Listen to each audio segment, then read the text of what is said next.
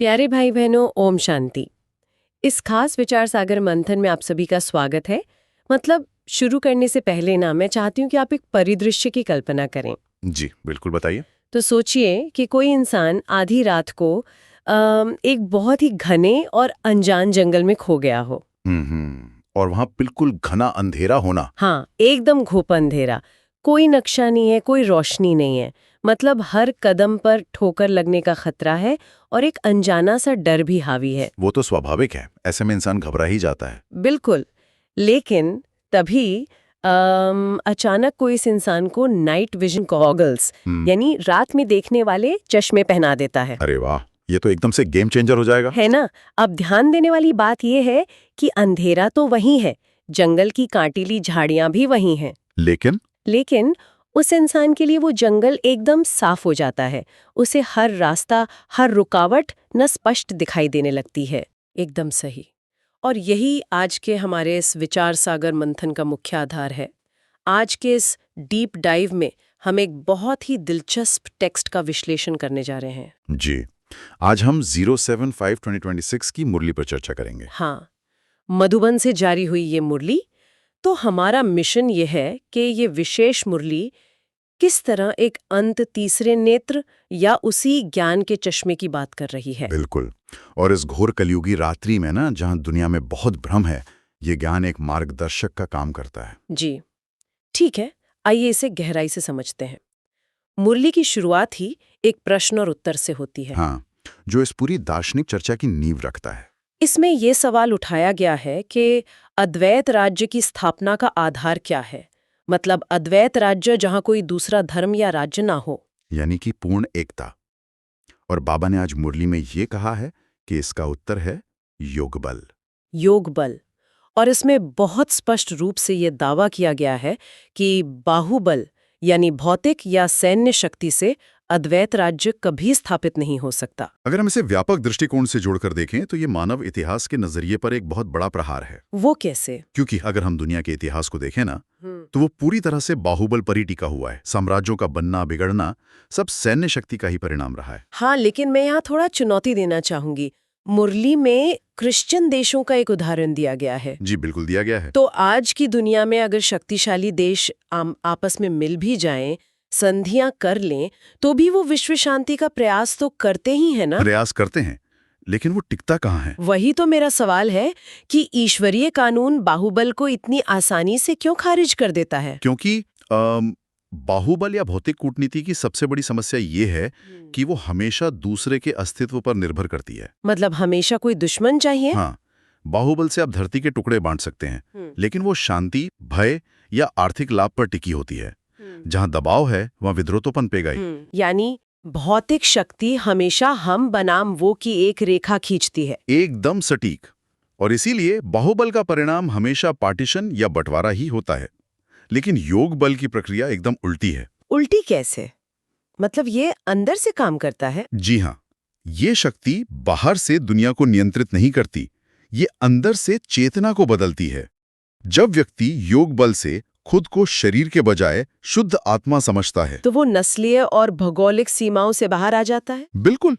जब हर कोई स्वयं को एक समान चमकता सितारा अनुभव करे, तो कोई पार्टीशन रहता ही नहीं, अद्वैत भाव आ जाता है। ये बहुत ही तार्किक है।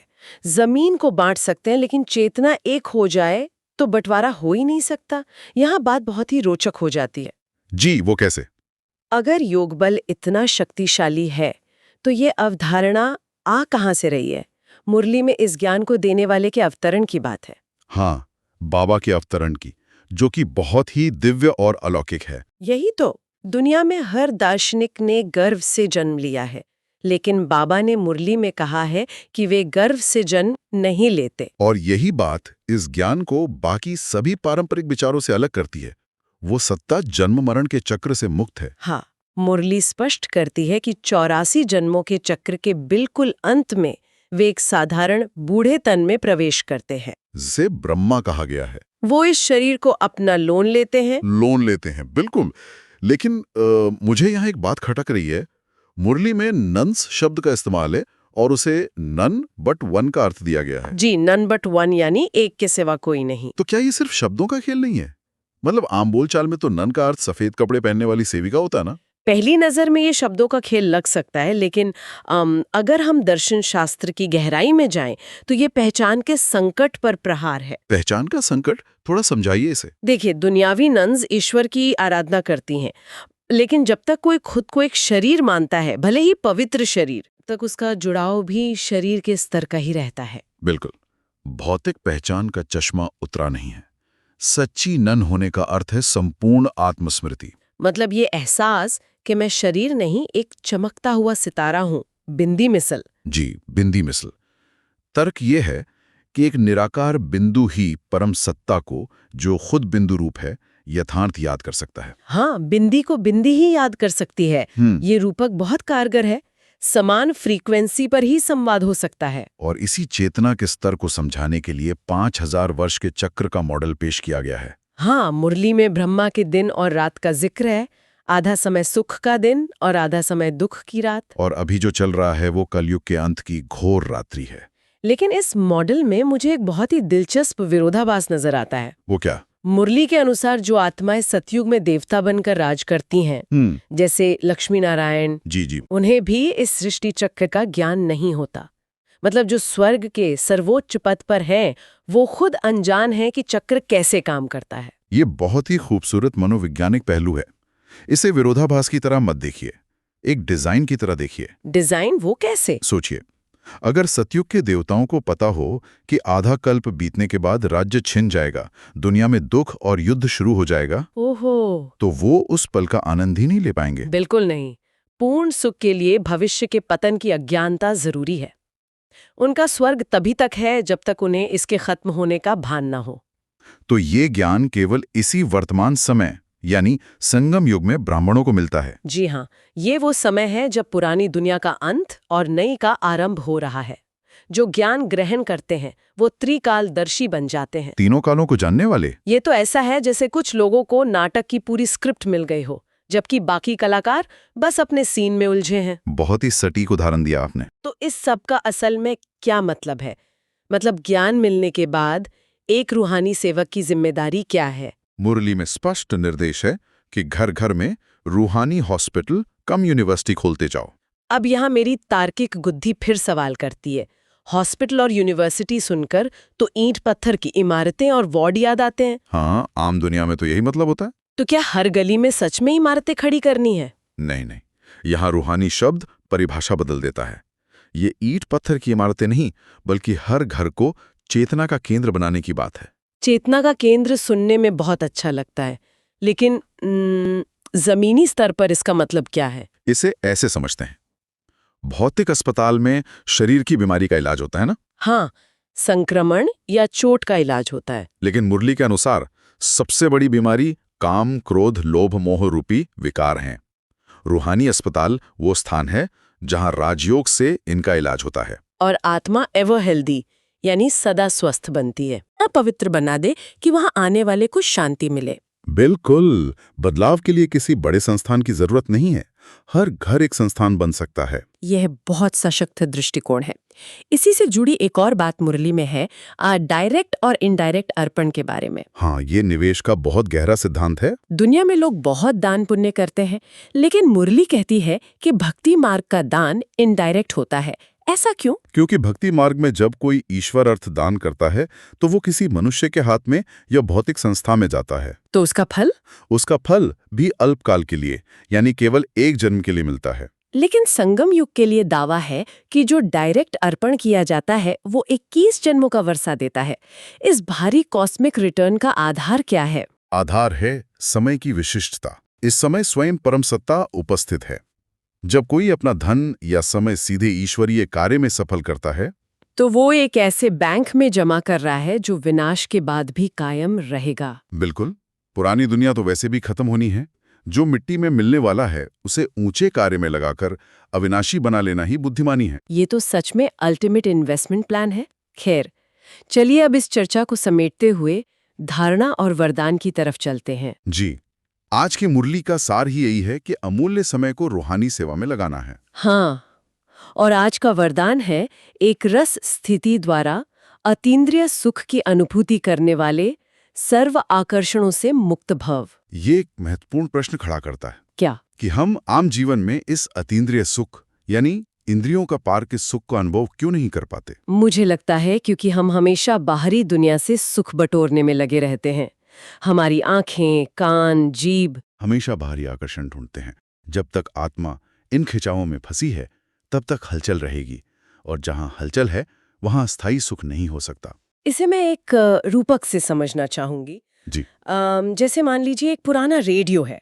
अच्छा। अगर फ्रीक्वेंसी सही सेट नहीं है तो हमें केवल स्टैटिक या अजीब सा शोर सुनाई देता है ना? जी बिल्कुल, खरखर की आवाज आती है। तो क्या हमारी इंद्रियों का बाहरी आकर्षण ही हमारे दिमाग का वो स्टैटिक शोर है? ये बहुत ही शानदार रूपक है। बिल्कुल ऐसा ही है। वो शोर हमारी इच्छाएं और तृष्णाएं हैं। जब तक शोर है, अतीन्द्रिय सुख का संगीत सुनाई नहीं देगा। और जब चेतना परम सत्ता पर टिक जाती है तो रेडियो सही फ्रीक्वेंसी पकड़ लेता है। उसी शांति की अवस्था को एकरस अवस्था कहा गया है। शायद इसीलिए आज के स्लोगन में कहा गया है कि अपनी बुद्धि की लाइन सदा क्लियर रखो तो एक दो के मन के भावों को जान लेंगे। हाँ, जब बुद्धि में स्वार्थ या डर का कोई स्टैटिक नहीं होता तो वो एक साफ आईने की तरह हो जाती है। और तब हम दूसरों की नियत को बिना उनके बोले समझ सकते हैं। इतना ही नहीं, ऐसी आत्मा प्रकृति की हलचल देखकर घबराती नहीं है। वो एक शांत और अचल दृष्टा बनी रहती है। तो आज के विचार सागर मंथन से ये स्पष्ट है कि असली शक्ति हथियारों में नहीं, योग बल में है। जी, और संगम युग ही वो समय है जहां ये ज्ञान मिलता है। बिल्कुल। लेकिन इस एपिसोड के अंत में मैं एक विचार छोड़ना चाहूंगी। मुरली कहती है कि हमें रूहानी सेवा करनी है, लोगों के दुखों का इलाज करना है। हाँ, सक्रिय सेवा करनी है। लेकिन साथ ही पूर्ण रूप से अनासक्त या डिटैच्ड भी रहना है। बुद्धि की लाइन इतनी साफ हो कि दुनिया का शोर उसमें ना आए। ये एक बहुत बड़ा बैलेंस है। सच में, एक तरफ आप दुनिया के बीच रह रहे हैं, लोगों के घावों पर मलहम लगा रहे हैं, और दूसरी तरफ अंदर से इतने डिटैच्ड हैं कि हलचल का एक कतरा भी अंदर न जाए। यही ब्राह्मण जीवन की सबसे बड़ी चुनौती और निशानी है। तो सुनने वालों, अगली बार जब दुनिया के शोर में घबराहट महसूस होना, तो खुद से पूछिएगा कि क्या आपकी बुद्धि की लाइन इस शोर का हिस्सा बन रही है या एक शांत दृष्टा बनकर उसे सिर्फ देख रही है। सोचना। दी डिबेट में आपका स्वागत है। प्यारे भाई बहनों, ओम शांति। आज हम 7/5/2026 की शिव बाबा की प्रात मुरली पर गहराई से विचार सागर मंथन करेंगे। ओम शांति। और आज की मुरली का जो विषय है ना, वो सच कहूं तो बहुत ही गहरा और थोड़ा उलझाने वाला भी है। बिल्कुल है। और आज का जो हमारा मुख्य सवाल है, जो इस डिबेट के केंद्र में है, वो ये है कि बाबा ने आज मुरली में स्पष्ट रूप से कहा है कि अद्वैत राज्य की स्थापना योग बल से होती है। लेकिन ये योग बल असल में काम कैसे करता है? क्या इसका मतलब पूरी तरह से आंतरिक वैराग्य और बस अपनी आत्मिक स्थिति में टिकना है? या फिर जैसे कि धारणा में बताया गया है, क्या इसका वास्तविक अर्थ अपने समय, धन और ऊर्जा को सक्रिय रूप से लगाना और प्रत्यक्ष रूहानी यूनिवर्सिटी खोलना है, मतलब सक्रिय कर्म करना है? सही कहा। तो आज मैं इस चर्चा में ये पक्ष रख रही हूँ कि योग बल का जो मूल है वो विशुद्ध रूप से आंतरिक है। सर्व आकर्षणों से मुक्त होकर अतीन्द्रिय सुख का अनुभव करना, क्योंकि इसके बिना बाहर का कोई भी प्रयास बस मिट्टी के समान है। और देखिए, मैं आपके विचार का सम्मान करता हूं, लेकिन मैं यहाँ एक अलग दृष्टिकोण रखूंगा। मेरा मानना है कि योग बल केवल आंखें बंद करके एकांत में बांटने का विषय नहीं है। ये डायरेक्ट ईश्वर अर्थ अर्पण करने और रूहानी सेवा के माध्यम से विश्व परिवर्तन का एक बहुत सक्रिय साधन है। तो चलिए इस पर गहराई से बात करते हैं। मैं अपनी बात आज के वरदान से शुरू करना चाहूंगी। बाबा ने बहुत स्पष्ट कहा है कि जब इंद्रियों की आकर्षण और संबंधों के आकर्षण से मुक्त बनो, तब अतीन्द्रिय सुख की अनुभूति कर सकेंगे। जरा इसके पीछे के विज्ञान को समझिए। विज्ञान? हाँ, मतलब जब तक हमारी बुद्धि बाहर की दुनिया में या भौतिक साधनों में फंसी है, हमारी ऊर्जा बिखरी हुई है। बाबा ने कहा है ना कि 84 जन्मों में हम धीरे धीरे नीचे गिरते हैं, लेकिन चढ़ने में केवल 1 सेकंड लगता है। हाँ, वो 1 सेकंड वाला रहस्य। बिल्कुल। तो वो जो 1 सेकंड है, वो कोई सीढ़ी चढ़ना या बाहर का काम नहीं है। वो एक विशुद्ध आंतरिक रियलाइजेशन है। जैसे आप नींद से जागते हैं, सपने में आप घर बनाते हैं, दौड़ भाग करते हैं, पर जागने में सिर्फ 1 सेकंड लगता है। मेरी नज़र में जब तक बुद्धि सभी आकर्षणों से मुक्त होकर एक ठिकाने पर न टिक जाए, तब तक कोई भी बाहरी सेवा फल नहीं दे सकती। आपकी ये जागने वाली एनोलॉजी काफी सुंदर है, लेकिन एक सेकंड रुकिए। अगर हम सिर्फ इस एक सेकंड के रियलाइजेशन तक ही सीमित रह गए तो आज की मुरली की धारणा और प्रश्नोत्तर का क्या? मतलब आप बाहरी कर्मों की बात कर रहे हैं? बिल्कुल। धारणा के पहले ही बिंदु में स्पष्ट कहा गया है कि खास भारत और आम सारी दुनिया की सेवा करनी है, और दूसरे बिंदु में कहते हैं कि रूहानी हॉस्पिटल और यूनिवर्सिटी खोलनी है। अब जरा सोचिए, क्या एक यूनिवर्सिटी सिर्फ मन में अच्छे विचार सोचने से खुल जाती है? नहीं, उसके लिए कर्म तो करना ही पड़ता है।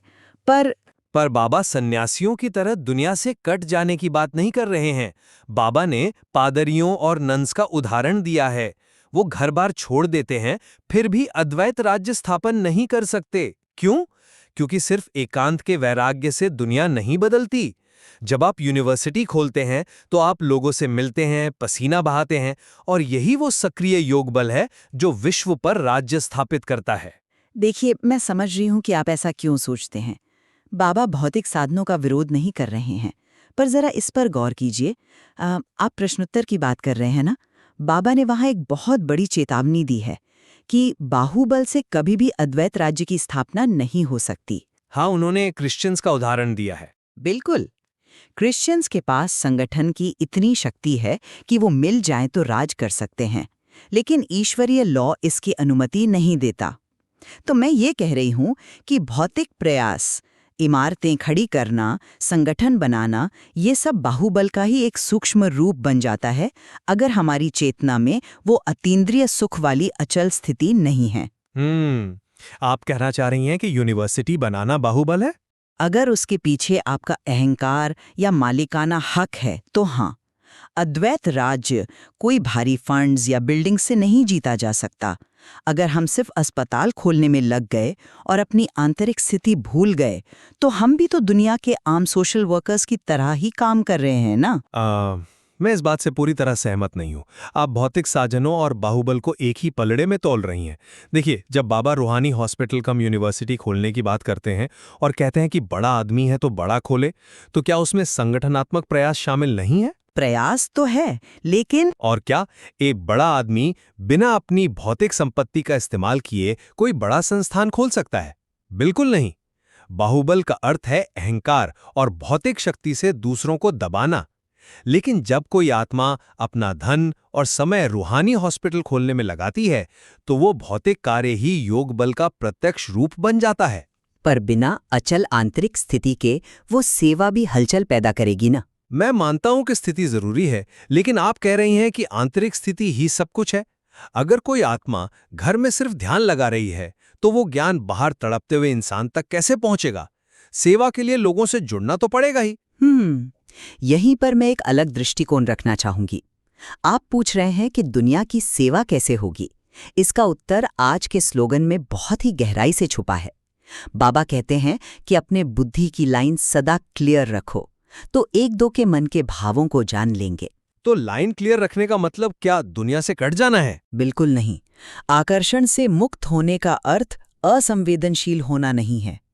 इसे ऐसे समझिए, मान लीजिए एक शांत झील है। झील? हाँ, जब पानी में हलचल होती है, मतलब हमारे मन में कोई स्वार्थ या दुनियावी आकर्षण होता है, तो उस झील में कोई भी प्रतिबिंब साफ नहीं दिखता। लेकिन जब पानी बिल्कुल अचल होता है, तभी वो तारों को साफ दिखा सकता है। जब बुद्धि में हलचल नहीं होती, तभी आत्मा नॉलेजफुल और पावरफुल बनकर दूसरों की निस्वार्थ सेवा कर सकती है। अचल स्थिति ही सर्वोत्तम सेवा है। देखिए, झील का ये उदाहरण बहुत अच्छा है। पानी शांत होगा तभी प्रतिबिंब दिखेगा, मैं मानता हूं।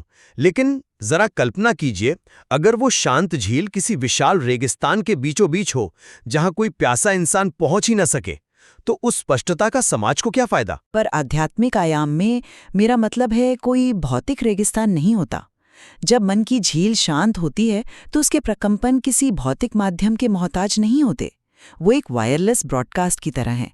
आपकी अचल स्थिति के प्रकंपन दुनिया के किसी भी कोने तक पहुंच सकते हैं। मैं प्रकंपनों की शक्ति को नकार नहीं रहा हूं, बिल्कुल नहीं। लेकिन बाबा स्पष्ट रूप से इनडायरेक्ट प्रयासों की चेतावनी देते हैं। आज की मुरली प्राप्ति के सिद्धांत पर बहुत जोर देती है।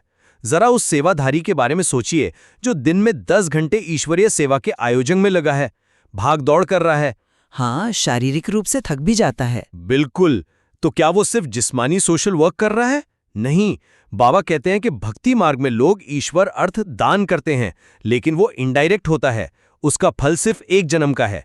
लेकिन अगर आप डायरेक्ट कुछ भी करते हैं तो 21 जन्म के लिए प्राप्ति होती है। तो आपके हिसाब से डायरेक्ट क्या है? डायरेक्ट का मतलब है अपना सब कुछ प्रैक्टिकल तरीके से ईश्वरीय कार्य में सफल करना, निवेश करना। जब आप अपना समय और ऊर्जा बिना अहंकार के लगाते हैं तो आप अपनी चेतना को मतलब मालिकपन से हटाकर ट्रस्टीपन में बदल रहे होते हैं। अगर आप सब कुछ तिजोरी में बंद करके सिर्फ योग में बैठे रहेंगे तो वो संपत्ति तो मिट्टी में मिल जाएगी ना। मुझे लगता है कि आप कारण और प्रभाव को मतलब कॉज एंड इफेक्ट को थोड़ा उलट रहे हैं।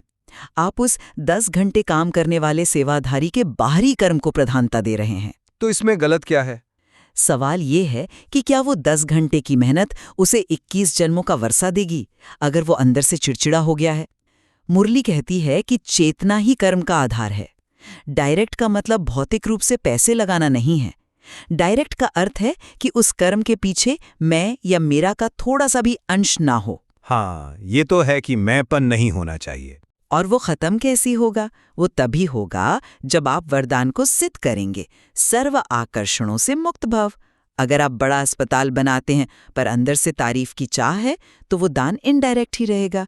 बाबा ने कहा है कि हमें ज्ञान का तीसरा नेत्र मिला है। ये नेत्र बाहर की ईंटें देखने के लिए नहीं बल्कि खुद को उस अतीन्द्रिय सुख में महसूस करने के लिए है। ये एक बहुत ही सूक्ष्म पॉइंट है। मैं इस बात से बिल्कुल इनकार नहीं करूंगा कि बिना सही चेतना के किया गया कोई भी कार्य सिर्फ जिस्मानी सोशल वर्क है। हम रूहानी सोशल वर्कर हैं।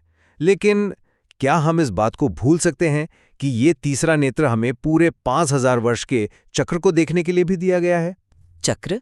आप यहाँ चक्र की बात क्यों ला रहे हैं? क्योंकि बाबा कहते हैं योग से हेल्थ और चक्र को जानने से वेल्थ। जब आपको पता चलता है कि दुनिया विनाश के कगार पर है, तभी तो आत्माएं अपने कंफर्ट जोन से बाहर निकलती है ना।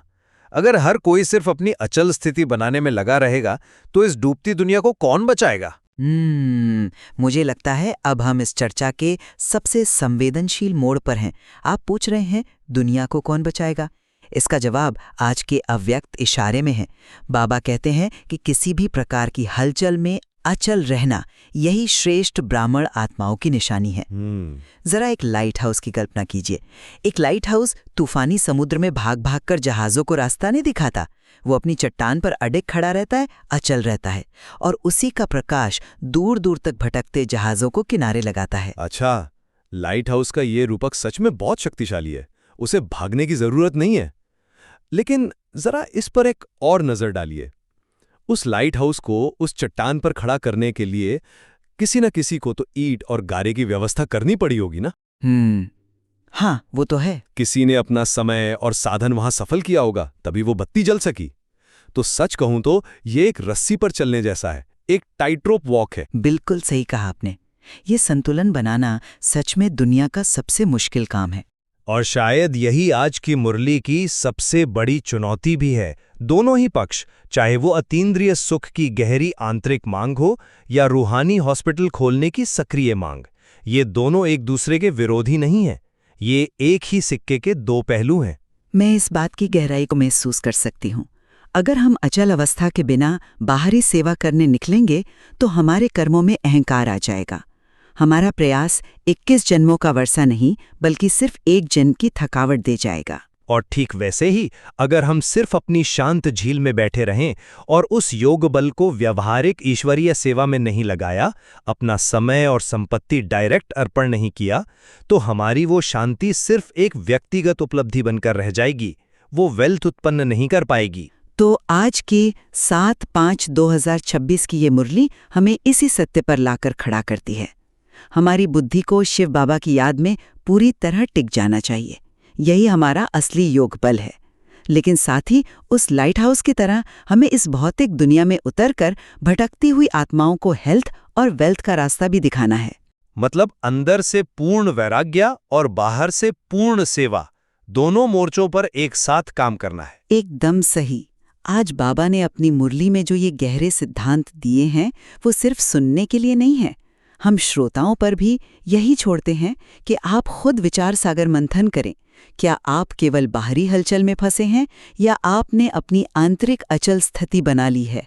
क्योंकि दुनिया की हलचल में अचल रहना ही हमारी श्रेष्ठता की निशानी है। इसी विचार के साथ हम आज की चर्चा को यहीं विराम देते हैं। हमारे साथ जुड़ने के लिए बहुत बहुत धन्यवाद। ओम शांति। ओम शांति।